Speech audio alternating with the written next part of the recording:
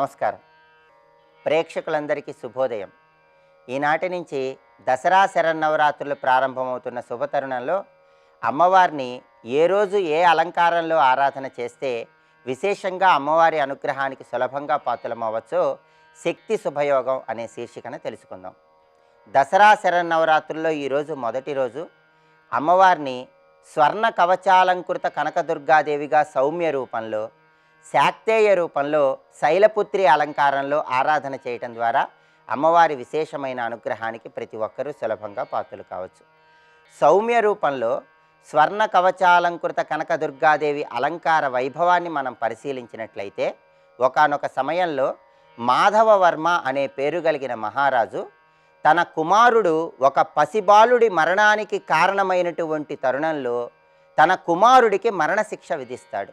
ఆ రాజు ధర్మ నిరతికి, సత్యవాక్య పరిపాలనకు మెచ్చినటువంటి అమ్మవారు ఆ రాజ్యంలో కనకవర్షం కురిపిస్తుంది. అప్పటి నుంచి అమ్మవారికి కనకదుర్గాదేవి అనే పేరు వచ్చింది. అందుకే శరన్నవరాత్రుల్లో మొదటి రోజు అమ్మవారిని స్వర్ణ కవచాలంకృత కనకదుర్గాదేవి అలంకారంలో దర్శనం చేసుకున్నట్లయితే అమ్మవారి విశేషమైన అనుగ్రహానికి ప్రతి ఒక్కరూ సులభంగా పాత్రలు కావచ్చు. అమ్మవారు ఈ జగత్తులో ఉన్నటువంటి మంత్రతంత్రాలన్నీ ఒక కవచంలాగా ధరించి ఉంటుంది. అసలు అమ్మవారి ఈ ప్రపంచాన్నే ఒక కవచంలాగా ధరించి ఉంటుంది. అందుకే ఆ తల్లిని స్వర్ణ కవచాలంకృత కనకదుర్గాదేవి అనే పేరుతో మనమందరం ఆరాధన చేయాలి. అమ్మవారి విశేషమైన అనుగ్రహం కలగాలంటే ఓం కనకదుర్గా దేవతాయే నమో నమః అనే నామాన్ని స్మరించుకుంటూ అమ్మవారిని ఈరోజు ఎర్రటి పుష్పాలతో పూజించడం ద్వారా అమ్మవారి విశేషమైన అనుగ్రహం కలుగుతుంది. అలాగే కేసరిబాత్ అమ్మవారికి నైవేద్యంగా సమర్పించి ప్రసాదంగా స్వీకరించడం ద్వారా సౌమ్య రూపంలో ఉన్న స్వర్ణ కవచాలంకృత కనకదుర్గాదేవి అనుగ్రహానికి మనమందరం సులభంగా పాత్రలం కావచ్చు. అలాగే శాక్తేయ రూపంలో అమ్మవారు శైలపుత్రి అలంకారంలో భక్తులందరికీ దర్శనమిస్తుంది. ఈ శైలపుత్రి అలంకార వైభవాన్ని మనం పరిశీలించినట్లయితే హిమవంతుడి కుమార్తెగా సతీదేవి జన్మించినప్పుడు ఆ సతీదేవికి శైలపుత్రి అనే పేరు వచ్చింది. శైలపుత్రి అంటే హిమవంతుడి కుమార్తె అని అర్థం. ఈ శైలపుత్రి అలంకారంలో ఉన్న అమ్మవారి అనుగ్రహం కలగాలంటే మనమందరం ఈరోజు ఒక ప్రత్యేకమైన శ్లోకాన్ని చదువుకోవాలి. ఆ శ్లోకం ఏంటంటే వందే వాంఛిత లాభాయ చంద్రార్ధకృత శేఖరాం వృషారూఢాం శూలధరాం శైలపుత్రి యశస్వినీం. ఇది శ్లోకం. ఈ శ్లోకంలో ఉన్న అర్థాన్ని మనం పరిశీలించినట్లయితే ఈ శ్లోకంలో ఉన్న అర్థం మొత్తం శైలపుత్రి అలంకార వైభవాన్ని మనకు తెలియజేస్తుంది. వందే వాంఛిత లాభాయ చంద్రార్ధకృత శేఖరాం అంటే నుదుటన అర్ధచంద్రుణ్ణి ధరించి ఉన్నటువంటి శైలపుత్రి నీకు నమస్కారం. వృషారూఢాం శూలధరాం శైలపుత్రి యశస్వినీం అంటే వృషభ వాహనం మీద కూర్చొని ఒక చేతిలో త్రిశూలాన్ని కలిగి ఉన్నటువంటి శైలపుత్రి అమ్మవారికి నమస్కారం అని అర్థం. శైలపుత్రి అలంకారంలో అమ్మవారి అనుగ్రహం పొందటానికి ఈ శ్లోకం ప్రతి ఒక్కరూ చదువుకోవాలి. ఇలా సౌమ్య రూపంలో స్వర్ణ కవచాలంకృత కనకదుర్గాదేవిగా, శాక్తేయ రూపంలో శైలపుత్రిగా అమ్మవారిని ఆరాధన చేసి అమ్మవారి విశేషమైన అనుగ్రహానికి ప్రతి ఒక్కరూ సులభంగా పాత్రలమవుదాం. నమస్కారం.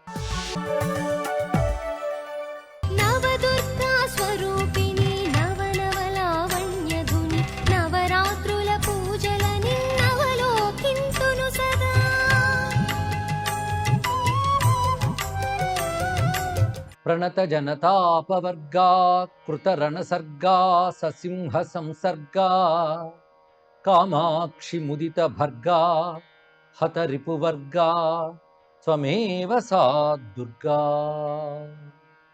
శివాయ గురవే నమః. శ్రీమాత్రే నమః.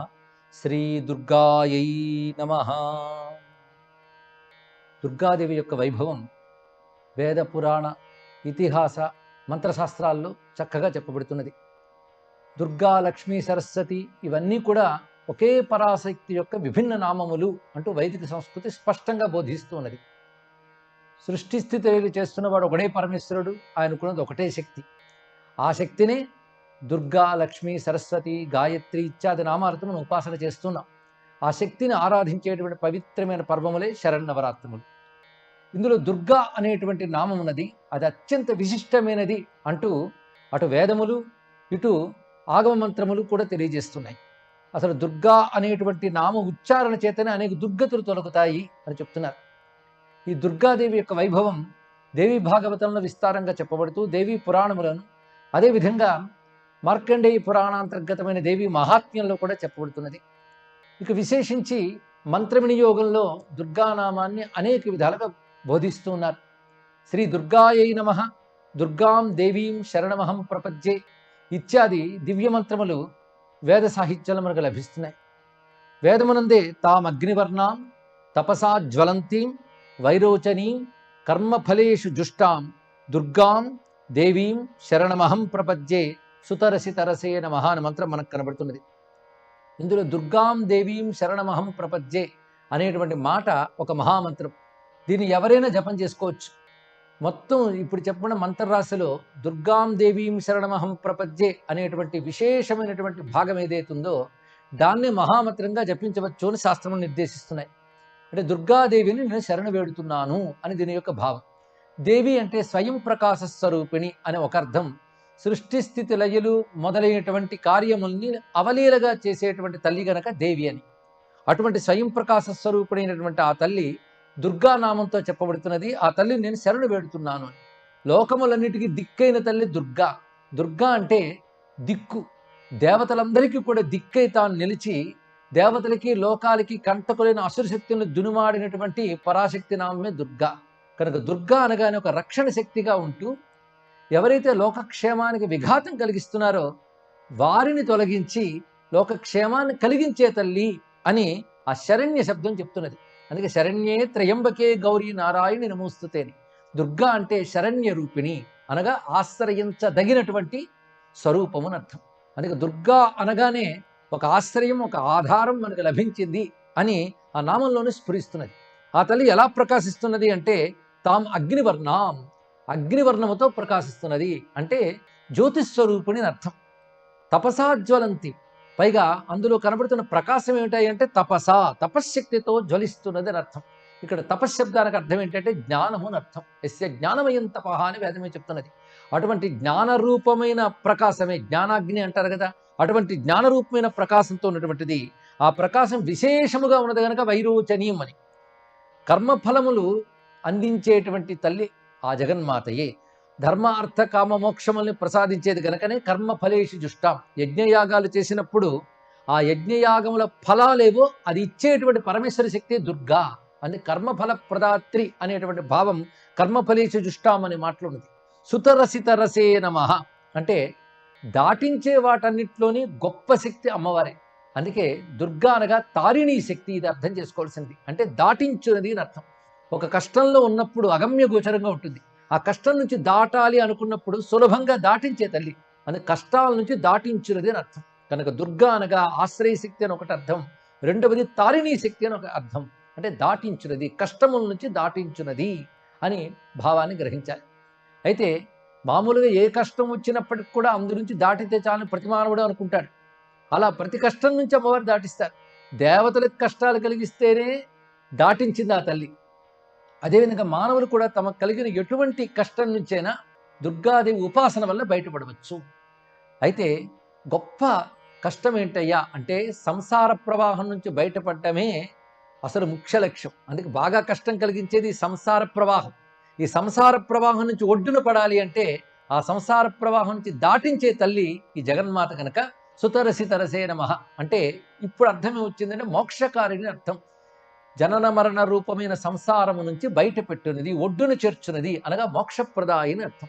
దీన్ని బట్టి ఐహికమైనటువంటి కష్టములు కలిగినప్పుడు తొలగించేది ఆ తల్లే.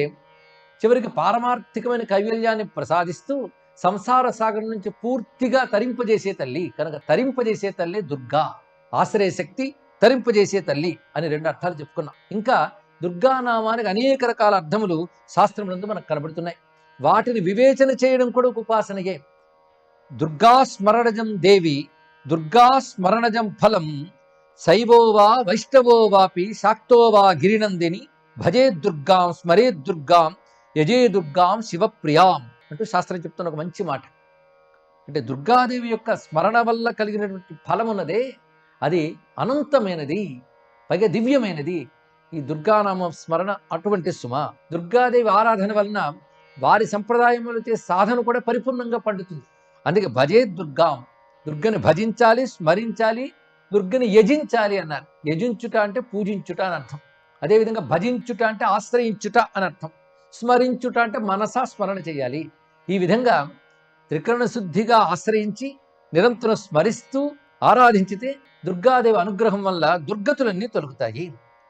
స్మరణాది భయే దుర్గే తారితా రిపు సంకటే దేవా శక్రాదయో యస్మాత్ తేన దుర్గా ప్రదీయతే అంటూ మంచి వ్యాఖ్యానం మనకి శాస్త్రంలో దుర్గానామం గురించి చెప్తున్నారు. ఈ దేవీ పురాణంలో ఉన్నటువంటి వాక్యం. దేవతలు సైతం ఏ పరాశక్తిని స్మరించడం వల్ల శత్రుబాధల నుంచి బయటపడ్డారో, రక్షింపబడ్డారో ఆ పరాశక్తి పేరు దుర్గా. అంటే రక్షించున్నది, బాధల నుంచి తొలగించున్నది అని అర్థం. అందుకే అమ్మవారికి ఎన్ని పేర్లు ఉన్నప్పటికీ కూడా దుర్గానామం అత్యంత ప్రీతిపాత్రం భక్తులకి. ఎందుకయ్యా అంటే ఈ నామంలోనే ఒక అభయం కనబడుతుంది. నేను రక్షిస్తాను, నేను తప్పకుండా కష్టం నుంచి దాటిస్తాను, నేను మోక్షాన్ని ఇస్తాను అనేటువంటి అభయం దుర్గా నామంలో దాగి ఉంది కనుకనే దుర్గానామం అంత విశేషంగా చెప్తూ ప్రభాతే యస్మరేన్నిత్యం దుర్గా దుర్గాక్షరద్వయం ఆపదస్తస్య నశ్యంతి తమ సూర్యోదయే యథా. సూర్యుడు రాగానే చీకటి ఎలా పోతుందో దుర్గానామస్మరణ చేసేవారికి ఆపదలు అలా తొలగిపోతాయి అంటూ మహర్షులు చెప్తున్నటువంటి గొప్ప వాక్యం ఇది. అందుకే ప్రభాత కాలంలో దుర్గానామాన్ని స్మరించడం చేతనే ఆపదల నుంచి బయటపడతారు అని చెప్తున్నారు. ఈ దుర్గానామానికి ఉన్నటువంటి వ్యాఖ్యలు అనేకములు ఋషులే తెలియజేశారు మనకి. ఈ దుర్గానామ అర్థ వివేచన చేయడం కూడా దుర్గా ఉపాసన కనుక ఇప్పుడు మన అర్థాలు కొన్ని చెప్పుకుందాం. దుర్గా ఈ మాటలో దుర్గతుల్ని తొలగించున్నది అనేది ప్రధానమైన అర్థం. ప్రదీప వ్యాఖ్య అనేటువంటి వ్యాఖ్యానంలో దుర్గా శబ్దం గురించి అర్థం చెప్తూ దుఃఖేన అష్టాంగయోగ సర్వకర్మోపాసన రూపేణ క్లేశేన గమ్యతే ప్రాప్యతే వా అని అర్థాన్ని చెప్పారు. ఇది చాలా విశేషమైన భావం ఇందులో ఉన్నదండి. పరమాత్మ పరబ్రహ్మ అని ఎవరినైతే అంటున్నామో ఆయనకే దుర్గా అని పేరు.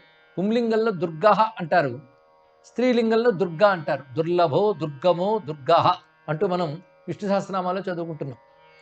అదేవిధంగా దుర్లభ దుర్గమ దుర్గా అని లలితా సహస్రనామాల్లో కూడా చెప్పుకుంటున్నాం. అంటే ఏది దుర్లభమో ఏది దుర్గమమో అది దుర్గా. అంటే సృష్టిలో ఏదైనా సాధించవచ్చు, కానీ సృష్టి అంతటికీ కారణమై సృష్టికి అతీతమైనటువంటి పరతత్వాన్ని తెలుసుకోవడం మాత్రం అంత తేలిక కాదు. అది చెప్పినంత సులభం కాదు, దానికి సాధన కావాలి. ఆ సాధన అంతా తేలికయ్యా. ఉపనిషత్తు చెప్తోంది క్షురస్య ధార అని అర్థం. అంటే కత్తివాదర మీద నడక ఎంత కష్టమో మనస్సుని నిగ్రహించి ఇంద్రియాలని జయించి ఏకాగ్ర బుద్ధితో తపస్సుతో పరమాత్మని పొందడం కూడా అంతే కష్టం. అందుకే కష్టము చేత పొందబడేది ఏదో అది దుర్గా అని అర్థాన్ని చక్కగా చెప్పారు. దుఃఖేన అంటే కష్టము చేత, ఉపాసనారూపేణ క్లేశేన ఉపాసనారూపమైన క్లేశము చేత గమ్యతే ప్రాప్యతే అంటే అటువంటి క్లేశము చేత పొందబడేదేదో అది దుర్గా అని అర్థం. అంత చక్కగా చెప్తున్నారు. అష్టాంగ యోగము స్వకర్మ ఉపాసనా రూపము. యమనియమాది యోగ మార్గములు, ఉపాసనా మార్గము, ధర్మమునందు నిలిచి ఉండుట, మనస్సును ఏకాగ్రపరచుట ఇవి చెప్పినంత తేలిక కాదండి. మనస్సును నిగ్రహించినంత తేలిక కాదు. మనస్సు నిగ్రహింపబడితే గానీ ఆ పరతత్వం దొరకదు. కనుక మనోనిగ్రహము, భక్తి, ఉపాసన, ధర్మపాలన ఇత్యాది సాధనల ద్వారా పొందబడేటటువంటి ఏ ఆనందతత్వం ఉన్నదో దానికి దుర్గా అని పేరు. కనుక దుర్గా అంటే సచ్చిదానంద రూపమైన పరబ్రహ్మ అని అర్థం తెలుసుకుని జపించుదాం. ఇంకా ఈ నామానుకున్నటువంటి అర్థములు మహిమలు రేపు మరికొన్ని తెలుసుకుందాం. స్వస్తి.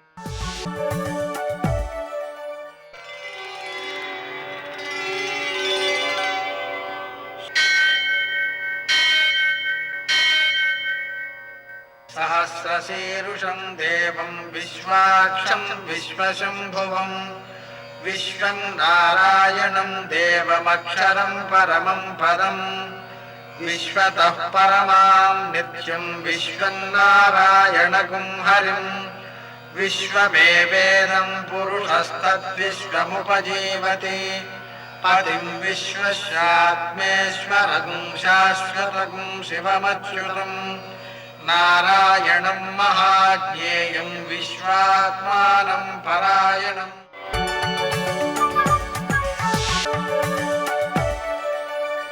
సూర్యశౌర్యమథేందురింద్రపదవీ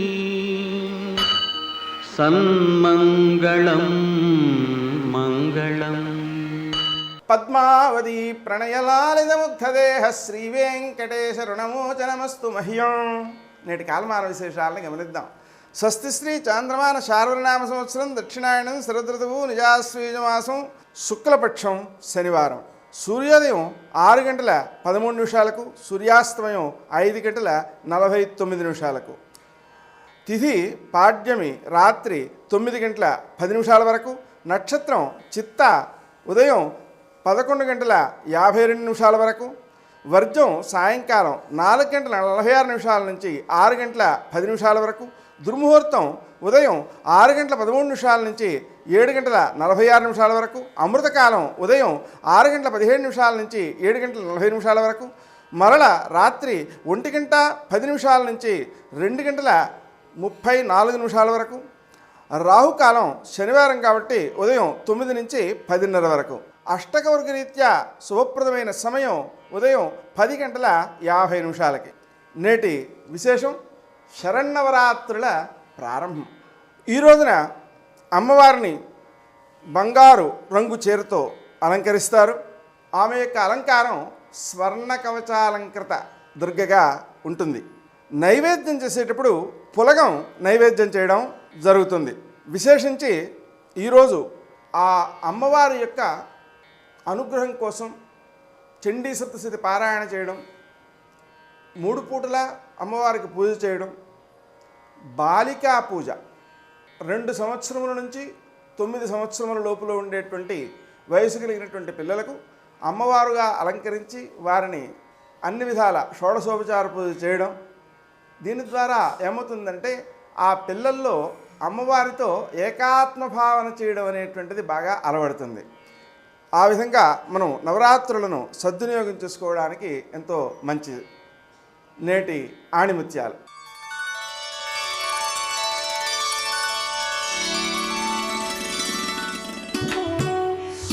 సత్యం, జ్ఞానం, ధర్మం, దయా, శాంతి, ఓర్పులు మనిషికి నిజమైన బంధువులు.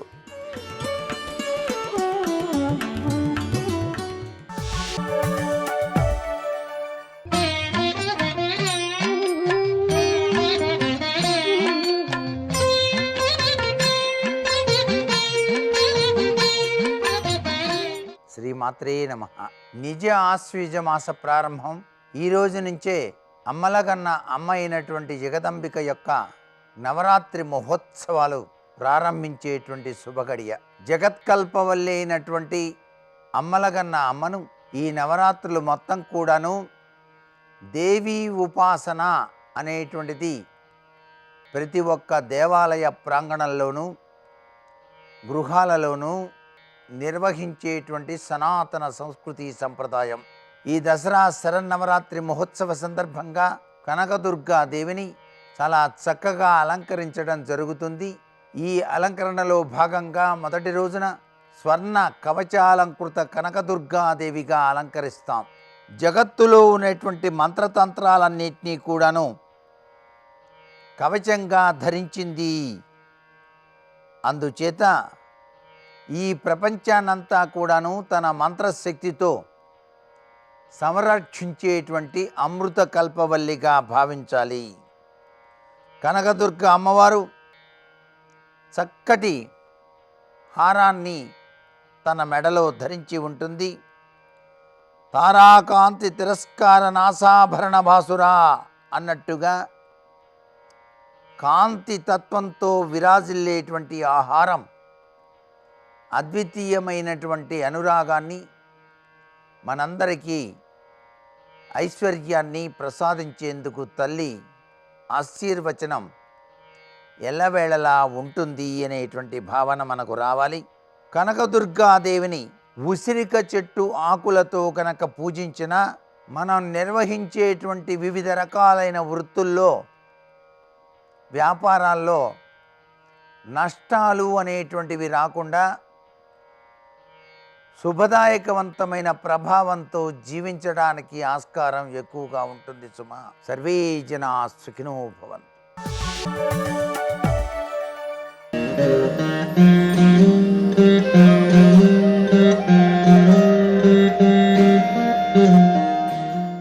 శరన్నవరాత్రుల సందర్భంగా ఈరోజు అష్టాదశ శక్తిపీఠం పిఠాపురంలో కొలువైన శ్రీ పురుహూతిక అమ్మవారిని మీ ముందుకు తెస్తోంది మీ ఆరాధన.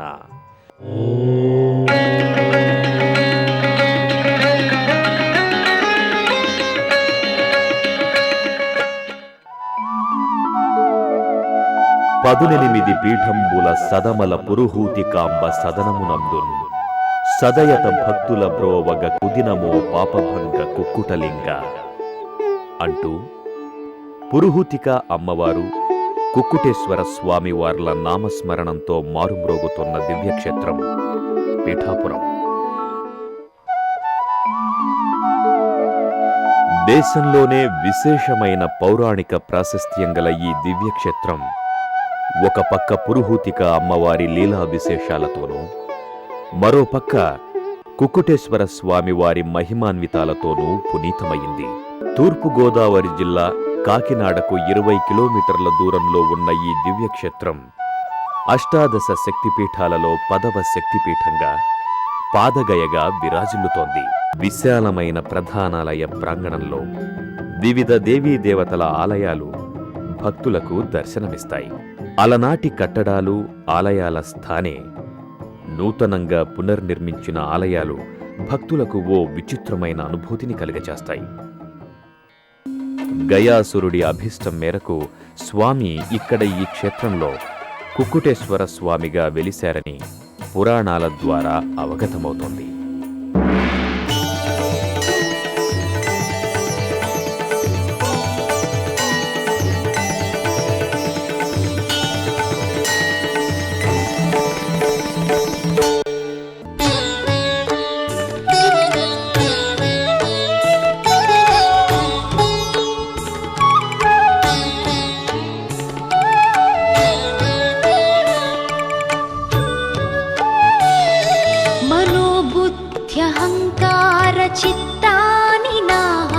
न च श्रोत्रजिह्वे न च घ्राणनेत्रे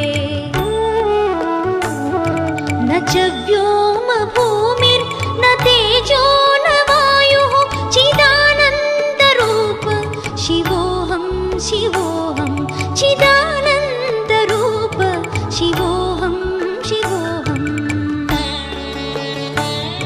शिवोऽहं शिवोऽहं शिवोऽहं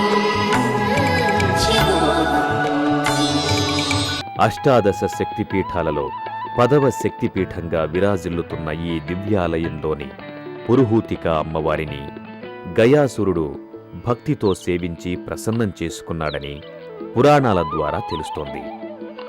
అలాగే మొదట్లో ఈ క్షేత్రం పురుహూతిక అమ్మవారి పేరు మీదే పురుహూతికాపురమని పిలువబడిందని తెలుస్తోంది. సతీదేవికి చెందిన పీఠభాగం ఈ క్షేత్రంలో పడటం వల్ల ఈ క్షేత్రం పిఠాపురంగా నామాన్ని సంతరించుకుంది. లంకాయాం శాంకరి కామాక్షి కాంచీపురే అంటూ ఆ 18 పీఠాలు వివరించే శ్లోకంలో పీఠాయాం పురుహూతిక అంటే పిఠాపురంలో పురుహూతికా శక్తి వెలసినట్టుగా చెప్పబడింది. త్రిపుర సుందరి శంభు మోహిని నాదరూపిణి భవానీ దాక్షాయని కాత్యాయని కరుణించముని భక్త కోటిని పరమేశ్వరి భువనేశ్వరి ఈశ్వరి కాదంబరి రాజేశ్వరి శుభకరి లలితా నామార్చనయే తరగని భాగ్యమని తలచే కొలిచే వారి మొరలేని శివకామిని శివాని భయహారిణి భవాని విశ్వవినోదిని విజయ వినాశిని శివకామిని శివాని. అమ్మా అన్న మాటకి భగవదావతారంగా వస్తే పరమేశ్వరుడు కట్టుబడిపోయాడు. యశోదమ్మ దగ్గరికి కృష్ణ భగవానుడు పరిపూర్ణావతారంగా వచ్చిన అమ్మ ఇలా వేలు చూపిస్తే భయమెరగని పరమాత్మ భయపడిపోయినట్టుగా ప్రవర్తించాడు. అమ్మ తాడుతో కట్టేస్తే కట్టబడ్డాడు. అమ్మకి అంత లొంగిపోయాడు. భాగవతం వింటున్న పరీక్షిత్తు శుకబ్రహ్మతో గుండెలు బాదుకుని అడిగాడు, జగదీశ్వరునకు చన్నిచ్చు తల్లిగా ఏమి నోమునో చెయ్యి యశోద, పుత్రుడంచు అతని పోషించు తండ్రిగా నందుడేమి చేసే నందితాత్మ అని అడిగాడు. అసలు ఒక స్త్రీకి పరమ గౌరవించదగిన మాట ఏమిటి అంటే ఆడది. ఎందుకో తెలుసా? ఆడది అన్న మాట వాడడంలో ఆమె లక్ష్మి అని గౌరవించినట్టు, 2 చేతులెత్తి నమస్కరించినట్టు. నా ఇంట పిల్ల పుడితే ఆడపిల్ల అంటాను. ఏ పిల్ల పుట్టింది అంటే ఆడపిల్ల పుట్టింది అంటాను. ఆడ అంటే అక్కడ. ఈ పిల్ల లక్ష్మి నన్ను అనుగ్రహించడానికి నా కడుపున పుట్టింది. గిరులలోనొక్క గిరినైన నా పేరు వెలయచేసి తిట్లు ఇందువదన, నీకు తండ్రినైతి నాకింత చాలదే ఇది మహాద్భుతంబు ఇందువదన అంటాడు హిమవంతుడు పార్వతీదేవిని ఉద్దేశించి. నన్ను అనుగ్రహించడానికి నా కడుపున పుట్టింది, కానీ నా దగ్గర ఉండదు ఈ పిల్ల. ఆడపిల్ల నారాయణమూర్తిని వెతుక్కుంటూ వెళ్ళిపోతుంది, అతని వంశాన్ని ఉద్ధరిస్తుంది, అతని మనశ్శాంతికి కారకమవుతుంది, గోత్రం మార్చుకుంటుంది, ఇంటి పేరు మార్చుకుంటుంది. ఆ పిల్ల అక్కడికి వెళ్ళి ఆడ చేరి నారాయణమూర్తి పక్కన చేరి లక్ష్మి అయి ఆ వంశాన్ని నా వంశాన్ని ఉద్ధరిస్తుంది. ఇంతటి వైభవాన్ని చెప్పడానికి ఆడపిల్ల ఆడది అన్న 3 అక్షరాలు వాడతారు. మగపిల్లవాడు ఒక్క వంశాన్ని ఉద్ధరిస్తాడు. 2 వంశములను ఉద్ధరించగలిగి నెలకొపడే 3 వానలలో ఒక వానకి కారణమైన పరమ పవిత్రమైన లక్ష్మీ స్వరూపాన్ని కీర్తించడానికి మనసు పొంగితే అన్ని వాక్యాలు అస్తమానం చెప్పలేకపోతే వాడే 3 అక్షరాలు ఆడది. ఎంత పరమ పవిత్రమైన మాట వాడాడో అని సంతోషించాలి. కాబట్టి అటువంటి ఆడపిల్లగా ఉన్నప్పుడు ఆమె రాశీభూతమైనటువంటి కారుణ్యం, దయకి మారుపేరు. అటువంటి తల్లిని ఈ ఋషులందరూ కూడా ప్రార్థన చేస్తున్నారు. మళ్ళీ వెనక్కి రండి ఒక్కసారి. దుర్గమాసురుడు అడిగిన కోరిక చేత బ్రాహ్మణులందరూ వేద మంత్రములు మరిచిపోయినటువంటి కారణం చేత, యజ్ఞయాగాది క్రతువులు లేని కారణం చేత వర్షములు పడకపోతే వచ్చినటువంటి క్షామమునందు పడిపోతున్నటువంటి సమస్త ప్రాణికోటి మళ్ళీ రక్షింపబడడానికి భగవంతుణ్ణి ఉద్దేశించి చెయ్యవలసినటువంటి ప్రార్థన సూక్త రూపములో వేదాంతర్గతమై ఉంటే, ఇప్పుడు వేదమంత్రములు భాషించినటువంటి బ్రాహ్మణులు ఏమని ఎవరిని పిలవాలో అర్థం కానటువంటి స్థితిలో వాళ్ళ నోటి వెంట వచ్చిన ఒకే ఒక్క మాట 2 అక్షరములతో కూడుకున్నది అమ్మా. కానీ నువ్వు నన్ను దుర్గా సూక్తంతో పిలిచావా?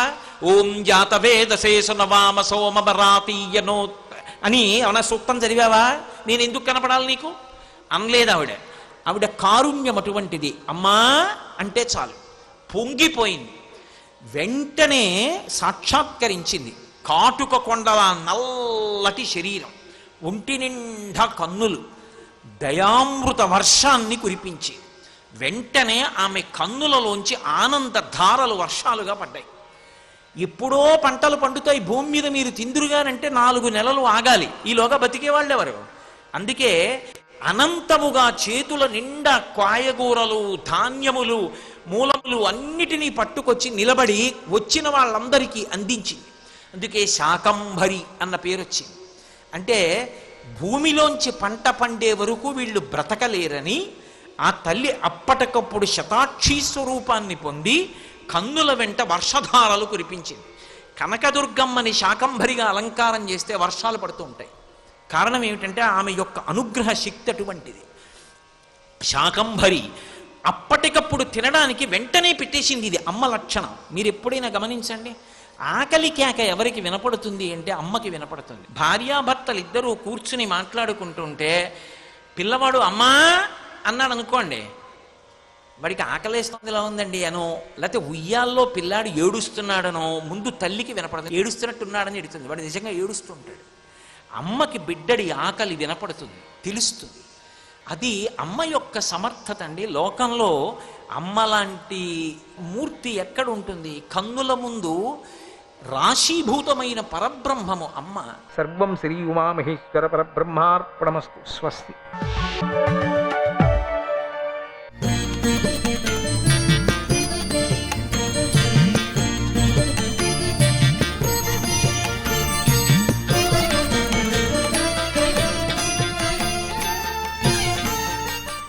శ్రీమాత్రే నమః. కుండలి కుమారి కుటిలే కుండలి కుమారి కుటిలే చండి చరాచర సవిత్రి చాముండే చండి చరాచర సవిత్రి చాముండే గుణిని గుగారణి గుహ్యే గుణిని గుగారిణి గుహ్యే గురుమూర్తే గురుమూర్తే త్వాం నమామి కామాక్షి కామాక్షి కామాక్షి.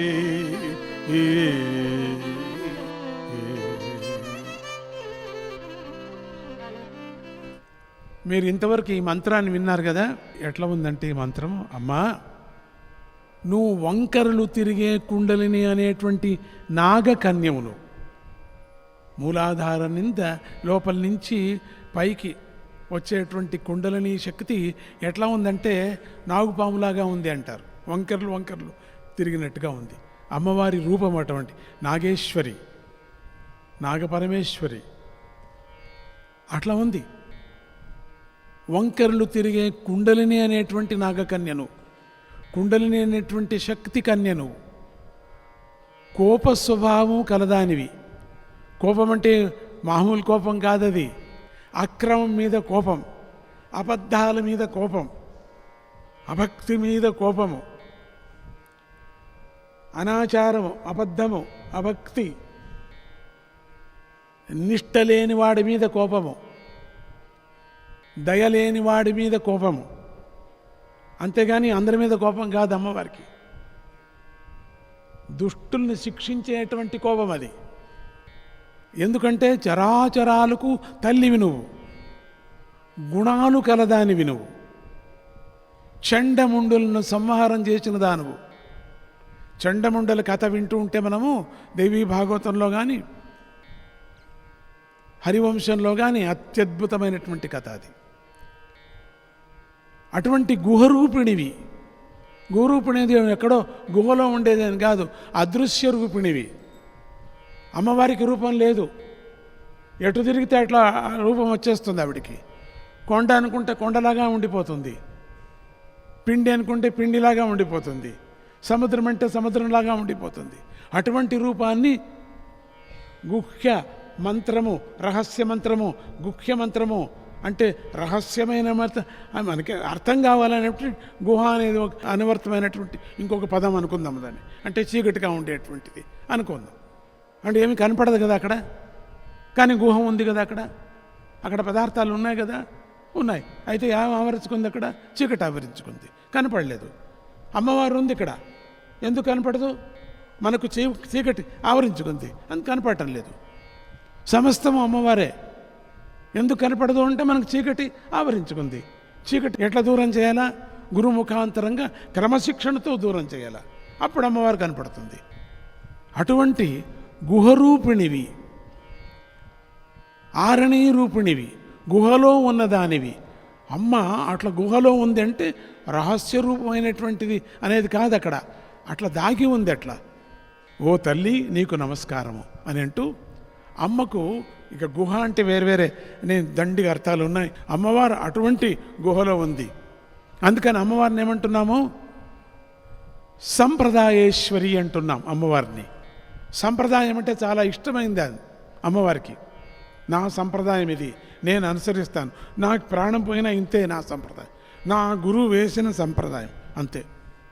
ఇది నిజమైనటువంటి సంప్రదాయం.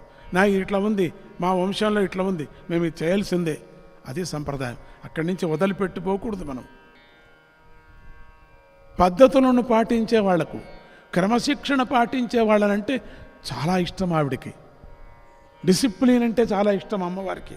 ఆచారాలను పాటించే వారికి శ్రీమాత అతి శీఘ్రంగా ప్రసన్నురాలు అవుతుంది. ఆత్మస్వరూపుని కనుక ఈ సకల జగతికి చుట్టమై ఉంది అమ్మవారు. అందరికీ చుట్టమేట అమ్మవారు. ఒకరికి అమ్మ, ఒకరికి అవ్వ, ఒకరికి అత్త, అబ్బా, ఒకరికి పిన్నమ్మ, ఒకరికి చిన్నమ్మ, అబ్బో, ఇష్టం వచ్చినట్టు బంధువు అమ్మ.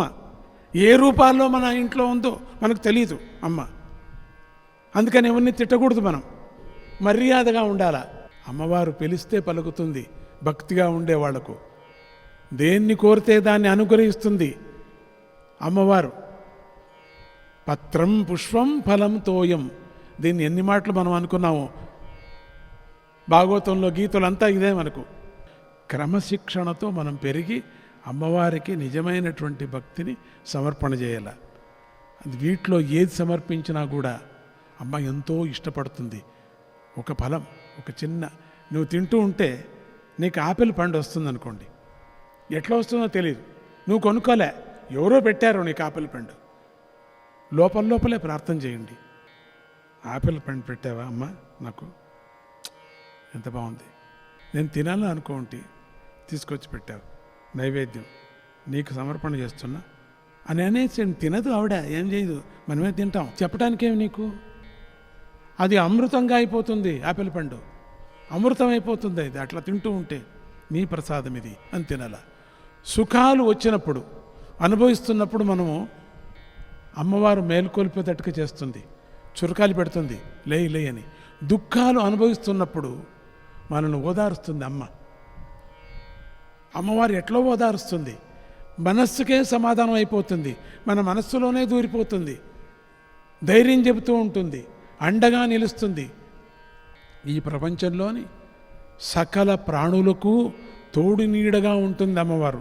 అందుచేత మన మేలును కోరుకునేటువంటి ఆ తల్లిని మనమంతా ఏం చేయాలా, విశ్వసించాలి, నమ్మాలి, భక్తిగా స్మరించాలి. ఆ తల్లిని ఒక్కసారి అమ్మా అని పిలిస్తే ఇక మళ్ళీ అమ్మా అని మనకు పిలవలసినటువంటి అవసరమే ఏర్పడదు. ఒక్కపారి భక్తితో పిలుచు, జీవితాంతరం నీతో ఉండిపోతుంది, నిన్ను ఆనందపరుస్తూ ఉంటుంది. ఒక్క పర్యం భక్తితో నువ్వు పిలుచు. భక్తినే లేదు, విపరీతమైన చంచలం. అమ్మ పాలు మళ్ళీ త్రాగవలసినటువంటి అవసరం మనకు ఉండదు.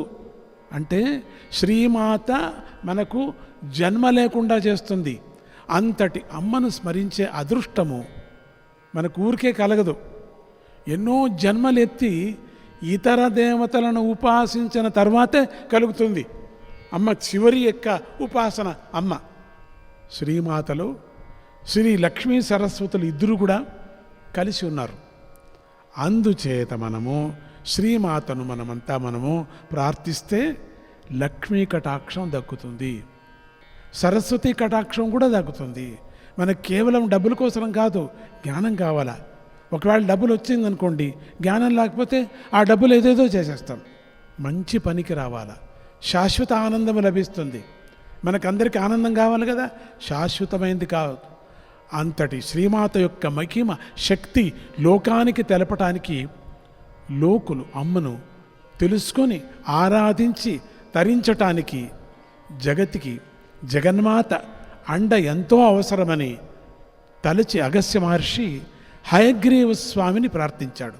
అగస్త్యుడు హయగ్రీవుణ్ణి ప్రార్థన చేసినప్పుడు అప్పుడు శ్రీ విద్యోపాసన లోకంలో వ్యాప్తి చెందింది. అమ్మవారు కావాలి కాబట్టి హయగ్రీవ స్వామి చెప్పుకొని వచ్చేశారు అగస్త్యుడికి. శ్రీమాత గురించి లోకానికి తెలిసిందప్పుడు. నిజానికి మనం అమృత స్వరూపులం, కానీ అది మనకు తెలియదు. మనకు అజ్ఞానంతో మనమంతా ఏమనుకుంటున్నామో మృతస్వరూపులం అనుకుంటున్నాం. మేమంతా చచ్చిపోయే వాళ్ళం అనుకుంటున్నాం. మనకు చావు లేదు. మనం చావం. మనం అమ్మ భక్తులైతే మనం చావము. అమ్మ లోకానికి వెళ్తాం, మళ్ళీ పుడతాం, మళ్ళీ అమ్మ లోకంలో మళ్ళీ పుడతాం. ఈ శరీరం పాతదైపోతుంది, పాతదయ్యే వరకు ఉండాలి మనం. ఇది నిజమైనటువంటి మనిషి తత్వం. అజ్ఞానాన్ని పోగొట్టి జ్ఞానాన్ని ప్రసాదించి నువ్వు అమృత స్వరూపుడివి అని తెలుపుతూ ఉన్నది. నువ్వు అమృత స్వరూపుడివయ్యా, నువ్వు ఓ జీవి, అత్యంత ఉత్తమమైనటువంటి శరీరము నీది. ఎంత అదృష్టపడాలో తెలుసా మనం. అమ్మవారి వల్ల కాలజయము లభిస్తుంది, కామజయము లభిస్తుంది. ఈ కాలాన్ని అంటే కాలజయం అంటే మనం మనము ఈ జన్మ ఉందే, ఈ జన్మలో కలిగినటువంటి కష్టాలు కాలజయము, దానికి జయం అయిపోతుంది. కామజయము లభిస్తుంది మనకు. కామజయము, మన కామం జయించాలా. ఈ విషయంలో శివపార్వతులకు సంబంధించినటువంటి ఒక రహస్యమైన కథను మనం తెలుసుకుందాం. ఒకనాడు బ్రహ్మదేవుడు దేవతలందరూ కూడా కైలాసానికి వెళ్ళి శివుణ్ణి భక్తిగా ఇలా ప్రార్థన చేస్తారు. దేవా, నువ్వు మృత్యుంజయుడివి, కంటితో కాముణ్ణి కాల్చేశావు, కాలితో కాలుణ్ణి తన్నేశావు, కనుకనే నీకన్నా గొప్పవాడు మరొకరు లేరు అని వెళ్ళిపోయారు. వాళ్ళంతా చెప్పి ప్రార్థన చేసి వెళ్ళారు. శివుడు ఆ స్తుతులకు పొంగిపోయాడు. అమ్మవారు వంక అంతటితో పొంగిపోయి ఊరికే ఉంటే బాగుండు. మెల్లగా అమ్మవారు వంక చూశాడు. చూసి ఏదో వ్యంగ్యంగా చూసినట్టు చూశాడు. పక్క నవ్విందట అమ్మవారు. శివుడికి కొద్దిగా కోపం వచ్చింది. ఎందుకు నువ్వు నవ్వుతున్నావు అని అడిగాడు. ఆడ అమ్మవారు అని చెప్పింది, నాథ మీరేం గొప్ప కార్యం చేశారు, ఘనకార్యం చేశారని నాకు అర్థం కావటం లేదే, మీరు ఇంతగా కోప్పడాల్సిన పని లేదే, ఎందుకని నవ్వు వచ్చింది అని అడిగాడు. మళ్ళీ దేవి అలా అంటావేమిటి, గొప్ప పని అని నేను గొప్ప కార్యం చేయలేదా, కాలుడు కాలుతో తన్నాను కదా అన్నాడు. అవునా? అప్పుడు అమ్మవారు అన్నది, తనిన మాటేమో నిజమే, మీరు జయించారు నిజమే, మృత్యుంజయుడు మీరు, నా ప్రభువు, నా మొగుడు, నా ప్రభువు, నా స్వామి మృత్యుంజయుడు, నమస్కారము చేస్తున్నా నీకు, మృత్యుంజయుడు నిజమే. మరి ఇంకెందుకు, తన్నిన మాట నిజమే, అయితే ఇంకేమి, కాలితే తన్నారు అదే నిజమే, ఏ కాలితో తన్నారని చెప్పండి చూస్తాం అనింది. ఏంటి అట్లా అంటే, నా కాలుతోనే కదా, అదెట్లవుతుంది, ఏ కాలు చెప్పండి. వెంటనే బోళాశంకరుడు ఎడమ కాలితో అన్నాడు. ఎడమ కాలితో అయితే ఆ కాలు మీదే అండి, ఆ భాగం ఎవరండి, అర్ధనారీశ్వరుడైతే ఆ భాగం నాదే కదా, నేనే కదా అక్కడ ఉండేది అంటేనే ఊరికే ఉండిపోయారు. ఆ మాటలు విని పరశివుడు నవ్వుకున్నాడట, కోపం రాలేదు. అవునవును కరెక్టే, నేను కాదు నువ్వే తన్నింది, కామం జయించింది నేను, నువ్వు కాదు, నీకు పేరు, నేను జయించింది నేను మర్చిపోయానే నేను అనుకున్నాను. ఈ కథను బట్టి శివుడు శక్తి వేరు కాదు, శివుడు వేరే కాదు, ఇద్దరు ఒకటే అని చెప్పేసి బాగా తెలుస్తుంది. ఇంతకీ ఇందులోని రహస్యం ఏమిటంటే, అమ్మను ఆరాధించటం వల్ల కామజయము కలుగుతుంది, కాలజయము కలుగుతుంది, ఇద్దరిని ఆరాధన చేసినట్టు అవుతుంది. ఇంతటి గొప్ప వరాలతో శ్రీమాత తనను ఆశ్రయించిన భక్తుణ్ణి అనుగ్రహిస్తున్నది, అతడి బాగోలను కూడా చూసుకుంటుంది. ఆ తల్లి అనుగ్రహం వల్ల మీ కోరికలన్నీ తీరుగాక, అమ్మ అనుగ్రహం మీపై ప్రసరించుగాక అని ఆశీర్వదిస్తూ శ్రీమాత్రే నమః.